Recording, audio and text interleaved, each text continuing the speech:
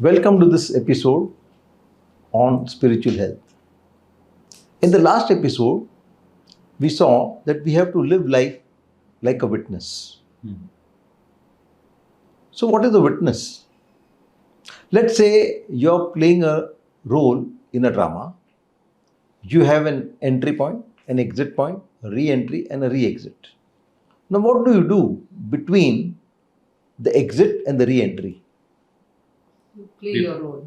No, you're already finished playing your role. Exit. You exited. You're waiting for the next entry. We observe. Between the two. Observe as a witness. We wait and sit. Yes, we wait in the wings and observe what is going on the stage. Stage.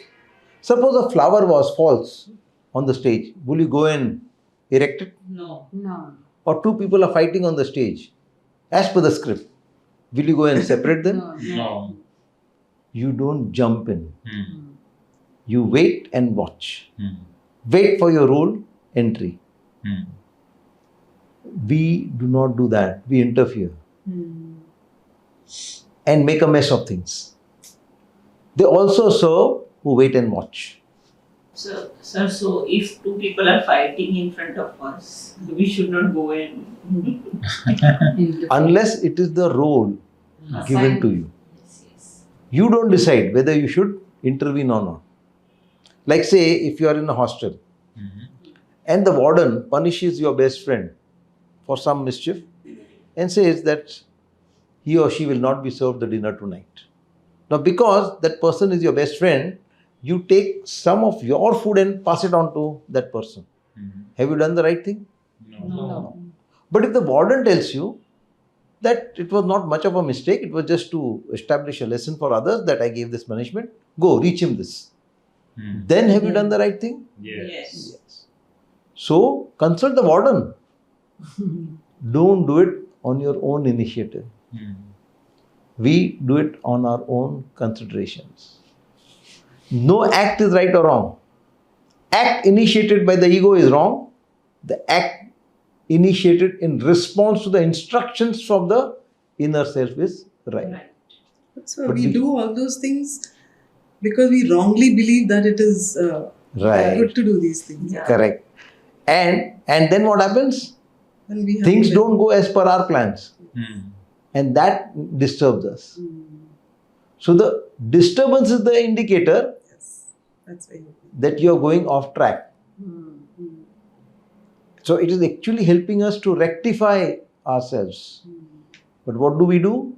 We justify ourselves. So our disturbances are our best guide where we are going wrong. So that we can remove that flaw in us and resume our journey. So when you are acting the drama, the director has given a copy of your script with your dialogues marked out. What are you supposed to do? We are supposed to speak our own dialogues if Yeah. and when required. Correct? But instead of doing that, you sit with the script and correct it. I will not say this, I will say this. I will not do this, I will do this. And not only your role, Others also. you try correcting other people's Others. roles. And not only you, the other actresses are doing the same thing. What happens to the drama? Become a It will mess. mess. Becomes a mess. And that is exactly what is happening.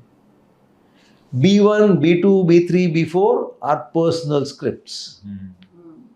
BR is the director's script. Which one are you supposed to follow? Yeah. Directors. What should you do with the B1, B2, B3, B4? We have Say nothing no. to do with them. We should not get involved. It's very favorite. What do you do? Just watch. We should leave it as it is. Destroy it. So what if we leave as it is? It'll come back. So we need to work. Right? Get rid of it. And that which we love the most, we will never destroy. Ah, Disturbance. correct. Because we love the most, we preserve it. In fact, we defend it. In fact, we impose it on others. Sure. Correct. So, once you destroy your favorite script, we don't do that. What do we do? Why do we go to the mosque or the temple or the church? To show our script to the Almighty. To tell him that to correct. To remind him, you have forgotten this. So our personal script is our biggest enemy. And we cling to it. Not only that, we want the assistance of the director in the fulfillment of that script. And that is the biggest block that we have. Once we get rid of this block, then the inner doors are open. Now you have established your contact with the inner self. And that will always give you the right guidance. This is the state of completion of Shuddhikaran and the beginning of Urdhvikaran. Now what happens in the Urdhvikaran? In Shuddhikaran, we are getting detached from objects external to us and establishing contact with our inner core. In Shuddhikaran, what is happening? We are disidentifying with our own personal components. What are our components? Body, Our body, our mind, ego, soul. the causal body. We are disidentifying with it. And every step that you disidentify, you grow. So what do you mean? We should detach or disidentify? Detach from external objects. Okay. Disidentify with your own personal constituents. Right. So, It is same. Both are detachment. But that is with objects which are external to you. okay. These are objects which are your own components. That So is you more want to difficult. separate yourself. Detaching yourself from your body, mind So is you only have to separate yourself. Separate in the sense, you identify yourself with your body. I am this body. Like I'm Hekta. Yeah. Like I would say, I am tall, I am short, I am dark, I am fair, I am fat, I am slim. What are you doing? Identifying yourself. With the body. So the person who identifies with the body takes over care of the body. Yeah. Correct. All the fashions, all the parlors, Sorry. all the gyms cater to. This. I'm not saying don't go to the gym, don't go to the beauty parlor. Don't overdo it. So whenever needed. As much needed. Be aware of. Now, once you disidentify with that component, you have risen about. You have transcended it so that the presence or absence of that doesn't make a difference to you. When I identify with myself with the mind, what do I say? I am smart, I am dumb, I have this capacity or that capacity. What I am identifying with? The mind. The mind. So, sir, up to which level means ki? Up till ego, right? After ego, soul is I. The real I is soul. Soul. The lower I is the ego. Ego. So you believe yourself to the ego. Before that, you believe yourself to be the causal body. I have done meritorious deeds. I have done demeritorious deeds. Punyashali, Papi, what are you identifying with? With your Ego. karmic balance Ah, in the causal body. causal body. When you identify yourself with the ego, I am very helpful, I am very social, I wish good for others. What are you doing? You are identifying with your ego. Ego.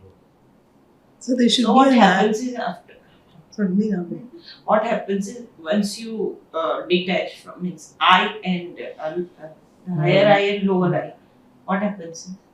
then you realize your true role as the servant of the higher I. And don't mistake yourself with the master to decide. You don't do things as per your wishes, as per your desires, as per your script. But you follow the director's script. And who's the director within you? The soul. The soul. The soul. And the soul is always directing you towards your goal. Mind you, the true spirit, the Atman, is the same in everybody. But its manifestation is different in everybody. Like say, there are 10 bulbs of the same wattage, emitting same light. Now these bulbs are covered with blankets. First bulb is covered with 1 blanket, the second with 2 blankets, the third with 3 blankets, and so on. Now the bulb inside is the same. Which will appear to be brighter First. First. with 1 blanket? Yes. Which will appear to be non-bright, Most blanket. Last. but the brightness of the bulb is the Same. same. So in Urdhvikaran, we are layers. removing the coverings of nescience, of Agnan. So the light which is already there within you shines more and more brightly. Ultimately, when the last blanket is removed, you have fulfilled the purpose of life, and now there is no need to take any birth. As long as some nescience is left behind, there is the need to take birth Again. to remove it. This is called moksha. This is called nirvana. And our effort should be to try and progress to it as much as we can. But instead of doing that, we are busy catering to our desires or the desires of others. Rather than listening to the teacher, we are doing what we want to do or what other students want us to do. In the process, losing an opportunity to grow. So, if we realize the true purpose of life, we will stop engaging in activities which are of no use to us. And not only will we lead a peaceful life, but a purposeful life. Another advantage of following the righteous path is that since you are not behaving as per your desires, there are no new karmas created. So you are not sowing any new seeds for your own future misery. You desist from deviating from the righteous path and thereby invite future miseries. For this purpose, our best guide, our best helper is unpleasantness. But we regard it as our worst enemy and want to get rid of it as early as possible. In fact, this unpleasantness plays a very important role in our life, and what it contributes in our life, we shall discuss in the next episode.